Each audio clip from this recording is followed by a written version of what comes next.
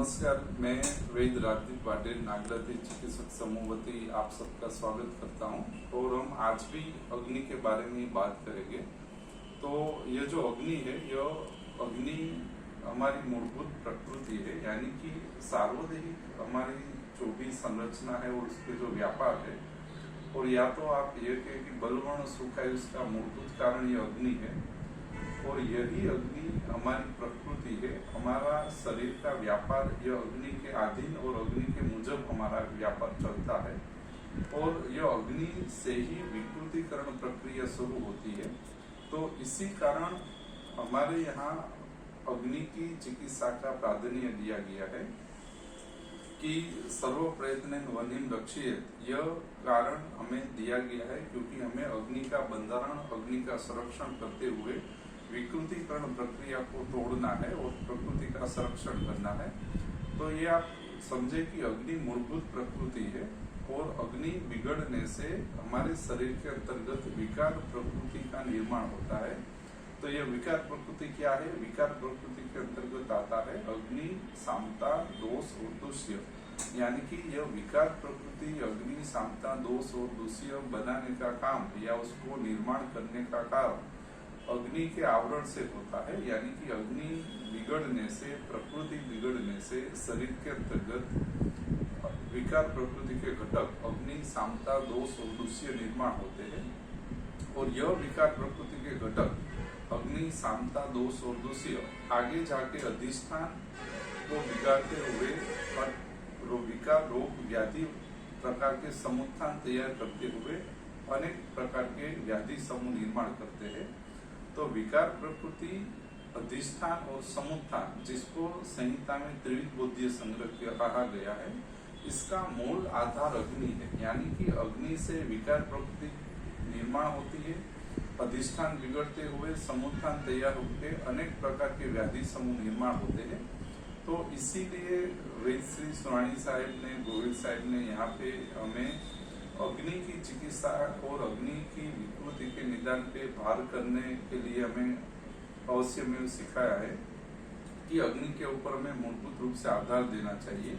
क्योंकि अग्नि यदि हम प्रकृति में लाए या अग्नि की चिकित्सा करें तो उसका फायदा ये होता है कि विकार प्रकृति के घटक निर्माण प्रक्रिया अग्नि, सामता, दोष और दूष्य की निर्माण प्रक्रिया टूट जाती है। यानी कि विकृतिकरण प्रक्रिया विघात होती है, जिसे विकार प्रकृति विघात कहते हैं। और विकृति का मूल ही यहाँ से टूटने लगना शुरू होता है और जिससे संरचना भी टूटती है, अधिष्ठान आदि का दूषणीकरण बंद हो जाता है और विकृति वहाँ पे पूर्ण रूप से बंद हो जाती है। और विकार और रोगावस्था में तो पूर्ण रूप से विकार प्रकृति विघात करने से रोगी पुरुष स्वस्थ हो जाता है। और उसी विषय को आगे हम ले जाए तो संहिता में जठराग्नि, धात्वाग्नि और महाभूताग्नि के व्याधि समूह अलग अलग है। और यह व्याधि समूह को अलग करने समय फायदा यह होता है कि निश्चित अग्नि की चिकित्सा शुरू करने से विकार प्रकृति घटक प्रक्रिया निर्माण टूट जाता है और निश्चित अग्नि और उसके अधिष्ठान में व्याधि समूह त्वरित से साध्य हो जाता है। जैसे कि जठराग्नि है तो उसका ज्वर, रक्तित, गुल्म, कासवास, इका, ग्रहणी, पांडु, सोत्र, देरो, तृष्णा, चर्दी, तो ये जठराग्नि की व्याधि है। और जठराग्नि का स्थान ग्रहणी है, कार्य उसका अन्न पाचन, उत्तरोत्तर धातुसार बनाना है। और उसकी संक्षिप्त चिकित्सा लंघन, दीपन, पाचन है। यानी कि जठराग्नि के सभी विकार, ज्वर, रक्तित, गुल्म, कासवास, इका, ग्रहणी, पांडु आदि में विकार प्रकृति विकार की स्थिति लंघन, दीपन, पाचन से ही शुरू होती है। तो लंघन, दीपन, पाचन करने से यह व्याधि समुदाय में विकृतिकरण प्रक्रिया पूर्ण रूप से टूट जाती है और यह सरलता से और शीघ्रता से साध्य हो जाते हैं।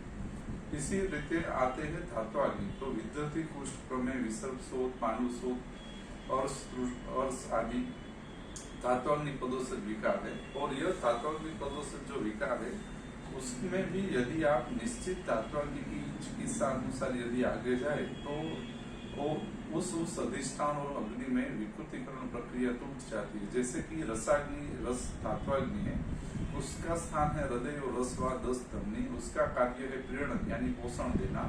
और उसकी संक्षिप्त चिकित्सा है लंघन, यानी कि लंघन प्रक्रिया से रसाग्नि इनके अंतर्गत विकार प्रवृत्ति घटक निर्माण प्रक्रिया बंद हो जाती है, विकृतीकरण प्रक्रिया टूट जाती है और रस प्रदोषक व्याधि समुदाय पूर्ण रूप से साध्य हो जाते हैं। यह हमें अनपान चतुर्थ सूत्र सांख्य अनपान चतुर्थ में सुचारू रूप से बताया गया है, या पढ़ लेना, अच्छी तरह से बताया गया है। उसी तरह से आप रक्ताग्नि देखें तो उसका स्थान है यकृत और प्लीहा, कार्य उसका जीवन है और उसके रक्त प्रदूषक जो भी व्याधि समुदाय है उसकी चिकित्सा है रक्तपित्त, क्रिया, विरेक, उपास, श्रावण। तो यदि हम अनुक्रम से यह चिकित्सा लागू करें तो रक्ताग्नि के अंतर्गत विकृतीकरण प्रक्रिया बंद हो जाती है, विकार प्रवृत्ति विघात होता है और व्याधि समुदाय पूर्ण रूप से शीघ्रता से साध्य हो जाते हैं। उसी तरह से हम देखें तो महाभूताग्नि अंधे तो उद्व चतुर्गत योनि व्यापक उरुस्तन गलगन भग्न आगंतुक उन्माद तपस्मात। तद उपरांत ये अग्नि के अपने अपने स्थानों में भी यदि कोई विकृति हो तो भी हमें इसी अग्नि की चिकित्सा करने से पूर्ण रूप से हमें अच्छे परिणाम मिलते हैं। जैसे कि आकाश महाभूताग्नि है तो उसका स्थान कर्ण है, कार्य उसका शब्द ग्रहण है और सर्व इंद्रिय समूह में विभाजन करना यानी कि विवेक उसका कार्य है और उसकी चिकित्सा संक्षिप्त है लंघन, आश्वासन, तर्पण, नश्य, कवल, गंडू, स्तूमपान आदि महाभूताग्नि चिकित्सा आकाश महाभूताग्नि की। तो यह स्थान में आकाश महाभूताग्नि की विकृतीकरण की स्थिति के अंतर्गत यदि हम आकाश महाभूताग्नि की चिकित्सा लागू करें तो आकाश महाभूताग्नि के द्वारा होने वाली विकृतीकरण प्रक्रिया में लोप होता है, टूट जाती है और उसके व्याधि समुदाय त्वरितता से साध्यता को प्राप्त करते हैं। तो यह विचार को ध्यान में रखते हुए विविध बोधीय संग्रह में विकार प्रकृति के अंतर्गत हमें अग्नि का निदान और अग्नि की चिकित्सा को प्राधान्य देते हुए विकृतीकरण प्रक्रिया को तोड़ने का कार्य सिर्फ और सिर्फ अग्नि चिकित्सा से ही होता है।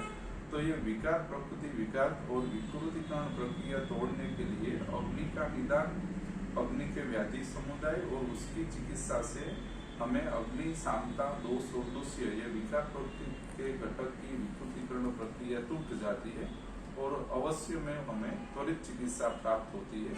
तो इस पे विचार करके आप आगे जाइए और आपको पूर्ण रूप से अच्छे परिणाम मिलेंगे चिकित्सा के अंतर्गत। और ये अध्यापन चिकित्सा उपयोगी यह हमारा जो नागराधि चिकित्सक समूह की अग्नि आधारित चिकित्सा का जो भार है वो आपको ज्यादा से ज्यादा उपयोगी आपको होगा।